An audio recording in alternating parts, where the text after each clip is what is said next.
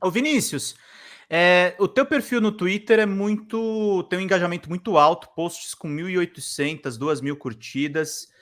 Eu percebo que você tem uma coisa que falta muito nas redes da esquerda, além de você estar infiltrado em grupos, vendo lives, consumindo conteúdo que eu admito, eu estou na posição de você, eu mais como repórter, assim, a gente sacrifica a nossa saúde mental em nome de prestar informações para as pessoas, mas você faz uma espécie ali de narrativa e você faz uma coisa muito importante que falta no nosso campo, até em figuras políticas. Eu não quero necessariamente apontar dedos aqui, porque o governo Lula ainda tem um vício que eu considero meio péssimo de ainda dar muita chancela. Claro, se estiverem falando a verdade, tudo bem, mas para veículos da velha mídia, né, da mídia corporativa, né? Folha, Estadão, Globo, eles dão mais crédito para eles. Você faz uma leitura da notícia, você meio que mastiga um pouco a notícia para o seu público e você acredita os veículos progressistas. Eu queria que você falasse aqui para nosso público, de onde você tirou isso? Foi uma ideia que você foi vendo que era importante para as redes sociais? E como é que você vê o seu papel nesse assunto de fortalecer um pouco mais as mídias de esquerda? Então, até quando eu dei a entrevista para o DCM, eu expliquei, eu estudo essa questão das redes sociais há muito tempo. Eu, inclusive, não era nem questão de redes sociais, eu comecei jogando jogos online. Até falei que era sobre o Tibia. Que era Isso. O Tibia é de 97. Ninguém nem imaginava que, naquela época, que nós teríamos as redes sociais como elas são hoje. Eu comecei nos jogos online. Aí eu entrei na faculdade jogando online. Aí, quando eu entrei na faculdade, eu comecei a perceber que as coisas iriam caminhando nesse sentido, que a geopolítica ela poderia acontecer nas redes sociais. E aí eu comecei a estudar aquelas manifestações de junho de 2013, e aí eu percebi essa extrema-direita começando a se articular. Então eu sei os métodos exatamente que a extrema-direita utiliza para poder fazer a sua comunicação, e percebi que a comunicação pelas redes sociais, ela precisa ser mais direta. Não adianta você fazer uma coisa institucional, é aquilo que o Paulo Pimenta fala muito. A nossa comunicação do governo precisa ser institucional. Sim, ela precisa ser institucional se ela estiver falando num meio tradicional, se estiver fazendo uma propaganda na Globo, por exemplo. Mas a esquerda demorou muito a entender que nas redes sociais você precisa utilizar uma linguagem mais acessível para as pessoas, até porque as pessoas às vezes não estão com paciência. E, inclusive, existe um pouco de arrogância dentro da esquerda nessa questão acadêmica. Uma vez eu fui num congresso, comunista, inclusive, as pessoas falando, olha, não dá para a gente simplificar, a gente tem que conscientizar as pessoas. Eu falei, não, beleza, olha só, a gente tem que conscientizar as pessoas, mas uma coisa é uma coisa, outra coisa é outra coisa. Consciência a pessoa ganha na escola, ganha nas universidades. Isso é uma outra discussão. E eu sou professor, eu falo isso como professor. Então, nós temos que ter essa luta a favor da escola, a favor das universidades, que é ali que as pessoas vão ganhar consciência, que as pessoas vão se intelectualizar. Isso é um ponto. O outro ponto é a questão da comunicação política. Se você faz um vídeo de 5 horas, ninguém vai assistir, poucas pessoas vão querer assistir um vídeo de 5 horas. Se você conseguir resumir um recado que você tem para dar em 30 segundos, em 1 minuto, um recado que às vezes você demoraria horas para dar, já é o suficiente, você já fez a comunicação. Então, nós precisamos fazer essa adequação, precisamos nos adequar à linguagem do TikTok, nós precisamos nos adequar à linguagem do Twitter, à linguagem do YouTube, são linguagens diferentes, conteúdos diferentes. Então, eu percebi que a coisa ia dar merda. Em 2018, eu já estava vendo que o Bolsonaro ia vencer, e na época, eu estava fazendo a minha pesquisa e tudo mais, e acho que naquela época eu não tinha nem conta no Twitter, assim, conta minha mesmo que eu fazia publicação, eu entrava só escrito Vinícius, só para ver o que estava acontecendo.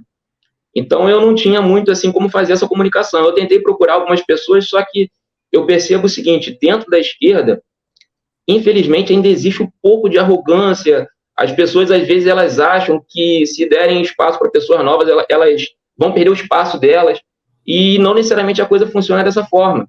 Às vezes a pessoa só está querendo ajudar, só está querendo somar. Em 2018, tudo que eu queria era que o Bolsonaro não vencesse as eleições. E o cenário era muito ruim para a esquerda. O Lula estava preso. O Haddad é um bom nome, mas ele não é o Lula. Ele não tem o capital político do Lula. Tinha um lavajatismo. teve a queda da Dilma, toda a mídia liberal batendo pesado na esquerda. Então o cenário já era ruim. E só a extrema-direita tinha uma máquina profissional de comunicação nas redes sociais.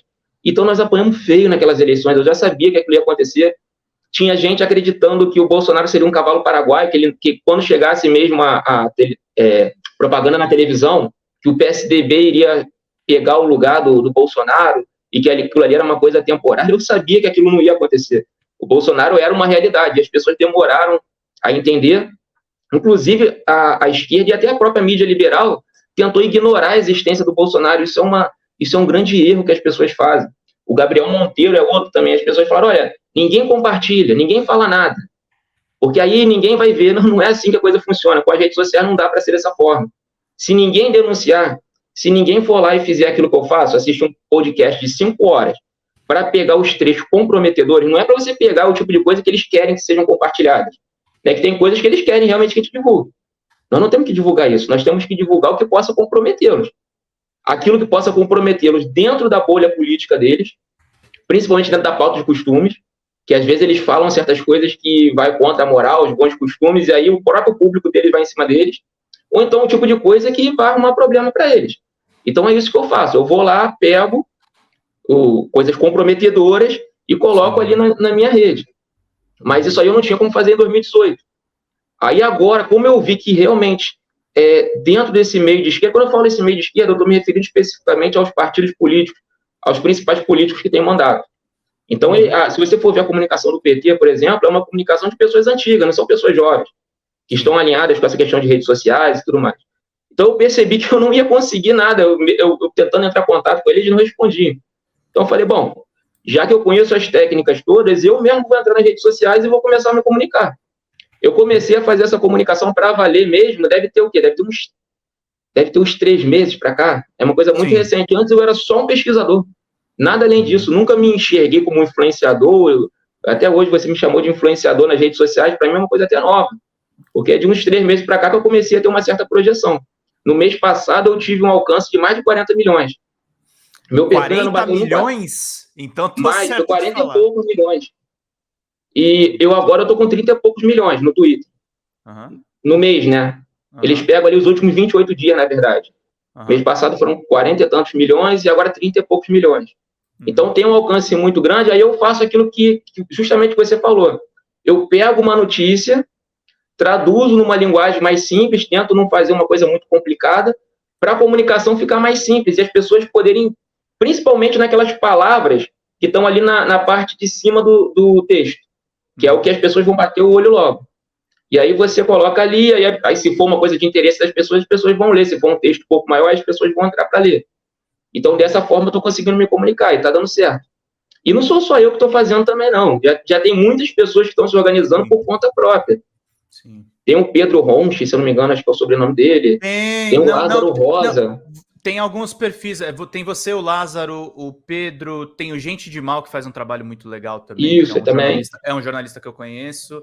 O Análise 2022 também. Sim. Os perfis que surgiram na CPMI também foram muito importantes ali, que ficavam assistindo as sessões e recortando, que é muito fundamental.